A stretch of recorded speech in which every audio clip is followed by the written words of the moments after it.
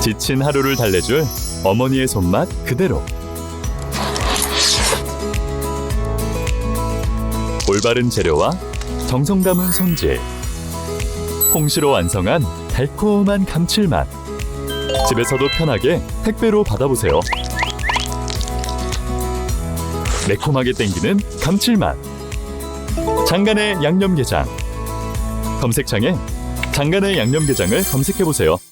요즘에 주택연금 해지가 증가했다고 집값이 올라갈 징조다. 진짜 별걸 가지고 다 띄우려고 합니다. 근데 이와는 별개로 주택연금이 조금씩 진짜로 위험해져 가고 있어요. 아마 웬만하면 보장을 해줄 거지만 허그처럼 정부 돈이 들어가야 될 수도 있고, 국민연금 고갈 이야기 많이 나오죠. 국민연금 고갈 이야기 왜 나와요? 가입자 수가 줄어드는데 그만큼의 국민연금 내고 받는 거잖아요. 근데 주택연금 얘기가 달라요. 재원으로 내주고 나중에 받는 거죠. 국민연금하고 주택연금의 가장 큰 차이는, 국민연금은 선제적으로 젊을 때 결제해가지고 나이 먹고 받는 거고, 주택연금은 나이를 먹고 내 집을 담보 삼아서 먼저 돈을 땡겨온 다음에 나중에 집으로 돌려주는 거 아니에요. 그러니까 국민연금보다 먼저 재원이 많이 필요할 텐데 그 재원의 문제가 커져가고 있는 점, 이런 것까지 보셔야 되겠죠. 그렇기 때문에 국민연금은 가입자 수가 늘어나면 늘어날수록 받기가 용이해지죠. 젊은 층이 많이 늘어날수록 현재 이제 받아야 되는 층들이 받기가 유리해지는데, 주택연금 반대예요. 너무 많이 늘어나게 되면 어떻게 된다? 기금이 감당을 못할 수도 있다. 이런 부분도 생각을 해봐야 되겠죠. 그래서 그런 전반적인 부분을 봐야 되는데, 자, 요즘에 주택연금 해지가 증가했다고 합니다. 여보, 연금 받는 게 손해 같은데 집에 가서 빨리 여보한테 말하라고. 제목부터가 딱 이렇게 띄우잖아요. 안 꺾이는 집값, 주택연금 해지 증가. 물론 해지도 증가했습니다. 근데 가입자 수에 비하면 해지는 굉장히 미미하죠. 그러면서 뭐 집값 폭등기였던 2021년엔 주택연금 중도 해지 수가 4,121건에 달했다. 가입자 수가 더 늘어나는 것 자체가 뭐예요? 집값이 더 오를 거라고 생각해서 해지하는 사람보다 이 정도면은 고점에 가까우니까 떨어지기 전에 가입을 하자. 내 노후도 대비할 겸. 이런 사람들이 더 많다는 거 아니에요? 근데 고점에서 가입하고 거품 꼈을 때 가입한 사람들이 많을수록 기금에서 들어갈 돈이 굉장히 많다. 이 주택연금이 뭐예요? 소유자가 집을 담보로 제공하고 내 집에 계속 살면서 평생 동안 매월 연금을 받고 그 다음에 나중에 이 집을 가져가는 거예요. 그러면 말씀하신 대로 집값이 거품이 꼈을 때 연금을 많이 지급하는데 이 집을 주택연금 가입자라든가 그 다음에 승계받을 수 있는 사람이 한 명 있습니다. 주택연금 가입자의 배우자. 그 두 분이, 받으시던 두 분이 사망한 다음에 집을 가져갔을 때, 첫 번째는 시세가 떨어지면 엄청나게 손해죠. 두 번째는 그렇다고 해서 오래 사시면은 연금 입장에서는 손실이 큽니다. 왜냐면은 처음에는 이만큼만, 여기까지는 집값에서 줘요. 그래서 만약에 요때 돌아가신다. 그럼 요 나머지는 연금 지급하는 게 아니라 뭐 자녀들에게 상속으로 들어가는데, 예를 들어 여기까지 사신다. 그럼 요만큼 손실 내면서 줘야 되는 연금이에요. 거기다가 아까 화폐 가치 하락 이야기도 했죠. 기회비용이 먼저 줬기 때문에 기회비용이 날아가는 겁니다. 그럼에도 불구하고 노후 복지로 쓰고 있는 건데, 주택연금을 하는 곳이 어디다? 한국주금공이다. 그럼 주금공에 들어가서 진짜 확인을 해봐야 되겠죠? 해지가 늘어나고 있다는데 줄고 있냐? 엄청 빠르게 늘고 있죠. 요때까지만 하더라도 7,000명 늘었죠. 5,000명 늘었죠. 5,000명 늘었죠. 5,000명, 3,000명, 2,000명, 1,000명, 500명 늘었죠. 근데 가입자 수가 10,000명, 10,000명, 11,000명, 11,000명, 10,000명, 11,000명, 14,000명, 15,000명 늘었죠. 가입자 수가 점점 더 늘어나고 있다. 집값이 올라갔는데, 그러니까 고령층에서 보기에는 집값이 올라가는데 이 정도면 너무 위험하게 올라가고 있으니까 떨어지기 전에 주택연금 가입해야 되겠다 하는 사람들이 늘어나고 있다는 소리예요. 특히 한 번 떨어지고 난 2022년 이때 가입자 수가 늘었죠. 그리고 데드캣 바운스가 나는 2023년에 지금 올라갈 때 빨리 주택연금 가입해가지고 조금이라도 더 받아야 되겠다. 근데 무슨 해지가 늘어나고 있어요. 그러면은 이야기한 대로 이렇게 많이 늘어났어요. 근데 이 상승기 때 역대급 상승기 때죠. 역대급 상승기 때 주택연금 가입자 수가 늘어났다는 것은 주근공 자금에도 굉장히 위험이 올 수가 있다는 소리예요. 그러면은 국민연금처럼 제대로 보장을 못 받을 수도 있다. 이런 부분을 생각을 해야 되는 거고, 그 다음에 또 우리가 생각해야 될 게 뭐예요? 이런 식으로 이야기하면은 또 그렇게 생각하시는 분들이 있을 수 있습니다. 서울 수도권은 오르고 지방은 떨어지지 않냐. 그러니까 가입자 수는 지방에서 더 많이 하지 않았을까? 더 떨어지기 전에 지방에서 빨리 가입한 거고, 왜냐면 2022년 이후로 지방에서 많이 떨어졌고, 서울은 2023년, 2024년에 부양했으니까 서울에서 해제하고, 지방에서 가입자 수가 늘어났을 거야. 지방 집값이 떨어지니까. 자, 주택연금 가입자는 수도권 편중이 심각합니다. 지방에는 주택연금 딱히 의미가 없어요. 돈도 그렇게 많이 되지도 않고, 서울이니까 집값이 비싸니까 연금이 많이 나오는데, 지방은 얼마나 나와요.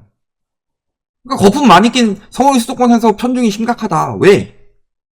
지방에서는 집값 많이 안 올랐고 어떤 지방 같은 경우는 오르지도 떨어지지도 않을 만큼 거품 안 낀 곳들도 있는데, 주택연금 가입하는 애 그냥 조금 얼마 나오지도 않는 주택연금 가입하는 애 그만큼 조금 안 껴 산 다음에 애들한테나 물려주지, 이런 생각하는 사람들이 많고, 서울 수도권에서는 집값이 많이 올랐고 얘가 거품이 심하니까 가입해가지고 받아야 되겠다.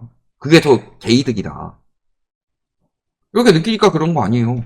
그래서 보면은 서울이 26.9%, 거의 뭐 서울이 26, 7%를 왔다 갔다 하죠. 그다음 경기도가 34%를 왔다 갔다 하죠. 인천이 5, 6% 왔다 갔다 하고, 여기서만 차지하는 게 67.6%다. 그리고 7월까지 나왔는데 8월 또 떴습니다. 8월 서울이 27.2%, 전보다 올랐죠. 경기도가 34.4, 조금 떨어졌죠. 인천은 조금 올랐죠. 올해 가입한 사람 중에서 서울 수도권에서만 가입한 사람들이, 주택연금 같은 경우는 주근공이죠. 주근공이랑 성격이 약간 비슷한데 여러 가지 감당하느라고 지금 위험해진 곳에 대해서 제가 자주 이야기하는 곳이 어디예요? 주택도시보증공사. 여기가 허브죠. 여기는 이거고. 여기 지금 상태 어때요? 여기가 보증해주는 게 전세도 보증해주죠. 그 다음에 분양 현장도 보증해주죠.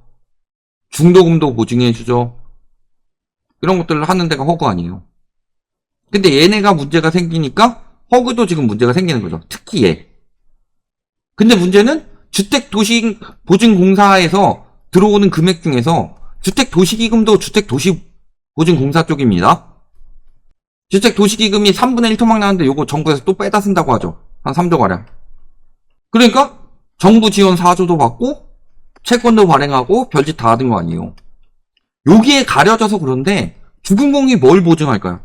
주근공도 보증해가지고 손실나는 부분이 있으면은 주택연금까지 위험해질 수 있겠죠. 가뜩이나 주택연금에 대한 수지타산이 떨어져 가고 있는데. 근데 주근공은 뭐가 위험해요? 이게 위험해요. PF 부실 등 여파 이에서 주근공의 사업자 보증 사고액이 32.6배 폭증했다. 그래서 사고 금액이 55억에서 1791억까지 폭증을 했습니다. 이게 22년에서 23년으로 넘어가는데, 22년은 집값이 폭락하던 시기였는데 이때는 사고 금액이 오히려 55억밖에 안 났는데, 23년에는 특례 보금자리론을 비롯해가지고 별짓을 다 해가지고 집값 뜬다고 난리쳤는데 폭증했다. 그리고 올해 7월까지 9건 이미 터졌다. 작년에 11건이었는데. 그러니까 억지로 부양하니까 그 가격만 올라가지 시장은 계속 이상해지는 거예요. 그래서 제가 이야기를 했잖아요. 암에 걸렸는데, 부동산 거품이나 암에 걸렸는데 이 고통을 빨리 수술을 하고 치료를 해야 되는데 수술 날짜까지 잡은 거예요. 2022년 집값 떨어진 게 수술 날짜까지 잡아가지고 이제 미리 대비하고 딱 가려고 그랬는데 그날 안 가고 술 퍼먹고 잤어. 더 아파. 그러니까 유동성 있는 진통제를 계속 퍼먹는 거예요. 아프죠? 가격 올라간다고 느껴지죠? 암은 계속 퍼지고 있는 거예요. 이창경증제가 이번 똑같은 경고를 한 거예요. 그러면서 사고 금액이 보증 잔액에서 차지하는 비율 역시 0.06%에서 1.44%로 24배나 급등했다. 그래서 이로 인해서 주금공에서도 PF에 대한 피해를 보고 있는데, 문제는 아까 말씀드렸죠? 서울 아파트 마피 뜨기 시작했다고 그러죠. 이미 뜬 곳들도 있고, 그런데 서울마저도 마피 뜨고 있고, 중공업 미분양 늘어나고 있고, PF 시장에 대해서 정부가 생각한 것보다 2배는 터졌다고 그랬죠. 경북매가. 근데 그것도 전체에 다한 게 아니라 한 10% 정도만 먼저 검사해가지고 정리하는데 거기서만 해도 2배가 나왔다는 소리입니다. 여기서 지금 집단대출 막고 있죠. 잔금대출 막고 있죠. 주담대도 막고 있죠. 전세 대출도 지금 축소하고 있어서, 문제는 집단대출 축소하고, 그러니까 잔금대출 축소하고 전세대출 축소하게 되면 입주단지들이 굉장히 문제가 될 수가 있습니다. PF 터지는 게 점점 더 커질까요? 아니면 굉장히 더 커질까요? PF 문제가 터지면, 제가 이금융 금융 위기에 대해서 경고했는데, 주금공도 마찬가지다. 주금공도 자본에 대해서 상당한 타격을 입을 거고, 그러면은 둘 중에 하나입니다. 주택연금을 국민연금처럼 보장을 축소한다든지, 아니면은 저기다가 혈세를 때려 부어야 되는 상황이 나올 수가 있습니다. 혈세를 때려 부으면은 경제 살아내는 건 더 힘들어지겠죠. 그리고 저기다가 때려 붓는다고 해서 막상 부동산 시장이 살아나지도 않습니다. 왜냐하면 저거는 사망 이후에 가져가는 주택에 대해서 때려 붓는 거기 때문에 부동산 시장 살리는 데 써야 될 유동성이 저기에 들어갈 수도 있어요.